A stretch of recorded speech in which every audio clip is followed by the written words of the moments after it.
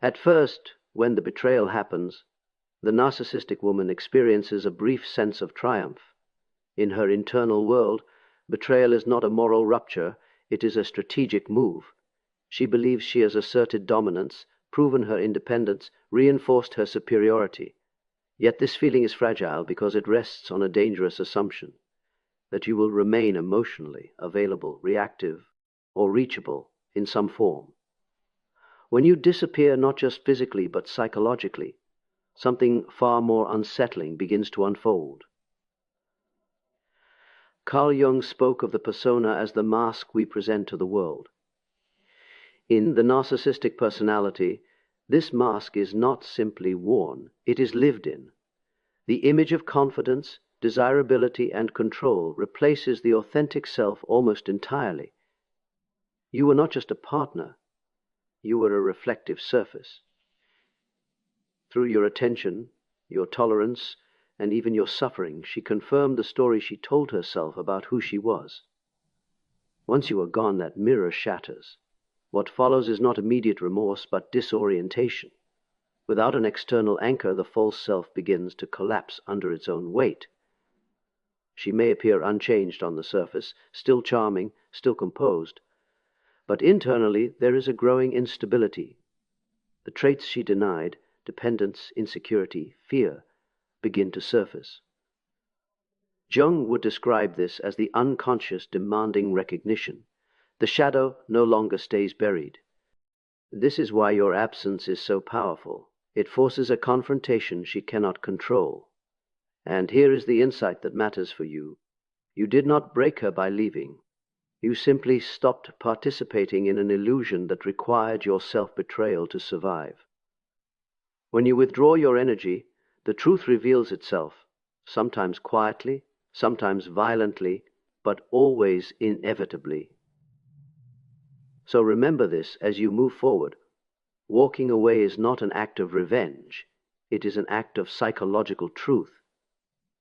And truth, once introduced, cannot be undone. After the collapse of the false self begins, another realization follows, one far more destabilizing than anger or shame. It is the recognition that this loss is permanent, not symbolic, not temporary, not a dramatic pause designed to provoke a reaction, but irreversible. For the narcissistic woman, this is profoundly shocking, because her inner world is built on the assumption that access is eternal. People may drift, conflicts may arise, but control, she believes, can always be reasserted. Jung understood that power over others is often mistaken for inner strength. In narcissism, this confusion becomes a way of life. She learned early on that emotional leverage could replace genuine intimacy, that attention could substitute for connection. Your role, whether you realized it or not, was to remain psychologically available, reachable through guilt, nostalgia, desire, or unresolved emotion. As long as that door stayed open, she felt secure. But when you close it completely, something unprecedented happens. The strategies fail. The charm finds no audience. The provocation produces no response. And in that silence, panic sets in. Not because she suddenly understands the harm she caused, but because the structure that kept her feeling powerful no longer functions. This is the moment when she realizes she cannot reach you, not through love, not through conflict, not even through your pain. This is why the shock feels existential. She is forced to confront a world in which she is no longer central to your emotional reality. Jung might describe this as the ego encountering its limits. The illusion of omnipotence dissolves, and with it comes a deep, unfamiliar fear, the fear of being irrelevant. For you, this stage carries an essential lesson. Closure is not something you demand or explain. It is something you embody. When you make your absence final, you reclaim your psychological sovereignty. And once sovereignty is reclaimed, no one else gets to decide your value again. When control can no longer be exerted outwardly, it does not simply disappear. Psychological energy never vanishes, it changes direction. This is where the narcissistic woman enters a far more turbulent phase, one where the rage she once projected onto you has nowhere left to go. Deprived of influence over your emotions, her aggression begins turning inward, and the results are often chaotic. Carl Jung described the shadow as the rejected, unintegrated parts of the psyche. In narcissism, this shadow is especially dense, filled with envy, dependency, inadequacy, and fear. Traits that were disowned long ago in favor of superiority and entitlement. While you are present, these elements could be discharged through criticism, manipulation, or emotional dominance. Once you are gone, that outlet is sealed. What follows is not calm reflection, but inner turbulence. She may experience sudden anxiety, impulsive behavior, erratic decisions, or an uncharacteristic sense of emptiness.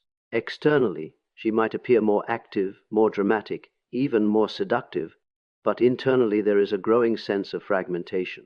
The psyche is attempting to regulate itself without the familiar mechanisms of control, and it struggles.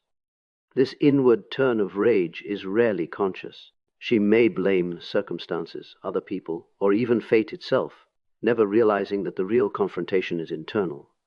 Jung would say the shadow is demanding acknowledgement, but acknowledgement would require humility, something narcissism resists at all costs. So the conflict intensifies. This is also why you may observe self-sabotaging patterns emerge after your departure. When the ego cannot dominate, it destabilizes itself. And here lies the deeper truth for you.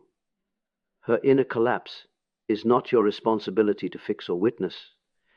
You were not the cause of her shadow. You were merely the surface it was projected onto. Remember this as you move forward. When you refuse to carry someone else's unresolved darkness, you free yourself to develop your own light. And that, ultimately, is where real power lives. At this stage, something subtle but decisive takes place. Faced with internal chaos and the inability to reclaim control, the narcissistic woman turns to the only defense left to her, the reconstruction of reality itself. Facts become flexible. Memory becomes selective. Meaning is rearranged not to reveal truth, but to preserve a fragile self-image. This is not deliberate lying in the ordinary sense. It is psychological survival. Carl Jung warned that when the ego feels threatened, it will distort perception rather than dissolve. To accept the full truth of the betrayal would require acknowledging responsibility, loss, and limitation. That level of self-awareness would collapse the remaining structure of the false self. Instead, a new narrative is created. In this version, you are no longer someone who walked away with clarity and strength. You become inadequate, unstable, or emotionally incapable. The story must be rewritten so that she remains justified. This is why you may notice a sudden shift in how you are described to others. Your boundaries are reframed as cruelty. Your silence becomes abandonment. Your refusal to engage is labeled weakness. None of this is about accuracy, it is about coherence. The psyche demands a storyline in which she is not at fault, and so reality is bent to fit the need. Jung would describe this as projection intensified. What she cannot face within herself is placed onto you. Her guilt becomes your alleged failure. Her fear becomes your supposed immaturity. And the more unstable she feels internally, the more rigid this narrative becomes. For you, the danger is not in what she says, but in whether you begin to question your own perception. This is where psychological independence becomes essential. Truth does not require consensus. It requires alignment with your inner experience. Hold this firmly. When someone must rewrite history to survive, it is proof that you stepped out of an illusion. And once you stop negotiating with distorted reality, you reclaim the authority of your own mind. Once the rewritten story begins to lose its emotional effectiveness, another experience emerges, one far more difficult to disguise.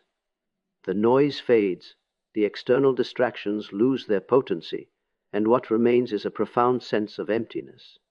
This is not ordinary loneliness.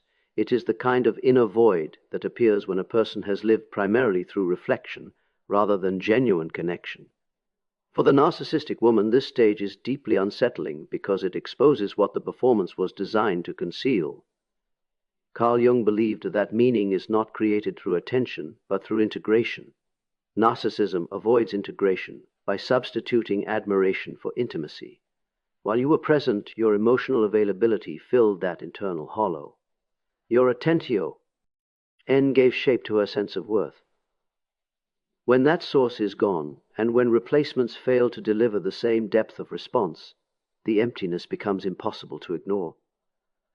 Externally, she may still appear surrounded by people. Social engagement, validation, and stimulation may increase, but internally there is a growing sense of disconnection. Conversations feel shallow, praise feels temporary, desire feels mechanical. This is the moment when she begins to sense that something essential was lost. Not just you, but the feeling of being truly seen without having to perform. Jung might describe this as the soul's hunger asserting itself. The psyche is signaling that image alone cannot sustain meaning. But rather than turning inward and engaging in genuine self-reflection, the narcissistic structure often resists, seeking constant motion to avoid stillness. Stillness would require facing the emptiness directly. For you, this stage carries an important truth. The connection you offered was real. It mattered because it was grounded in presence, not performance. And that is precisely why it cannot be easily replaced. So, take this with you when someone feels empty after losing you. It is not because you completed them. It is because you reflected something authentic they had never learned to create within themselves. Your task now is not to return, but to build a life where that same authenticity finally belongs to you. Eventually everything becomes quiet. Not resolved, not healed. Just unmistakably final. This is the moment that arrives long after the drama has exhausted itself, after anger has burned down to ash, and distraction no longer numbs the mind. The narcissistic woman reaches a realization she spent her life avoiding. What was lost cannot be recovered. Not through apologies, not through charm, not through rewriting the past. You are gone in a way that no strategy can reach. Carl Jung understood that the psyche resists finality because finality forces individuation. As long as something can be undone, the ego can remain unchanged. But when irreversibility sets in, the illusion collapses. She begins to understand, not emotionally at first, but cognitively, that access to you is closed. You are no longer an extension of her inner world. You exist independently now, beyond her influence. This realization does not arrive as dramatic regret. It comes quietly, often in moments of stillness, when there is no audience and no distraction. She may recognize that the version of herself she accessed in your presence, the calmer, more grounded, more human version, no longer appears. And this is the deepest loss of all. It is not merely that she lost you, but that she lost the reflection of who she could have become. Jung would say this is the cost of refusing integration.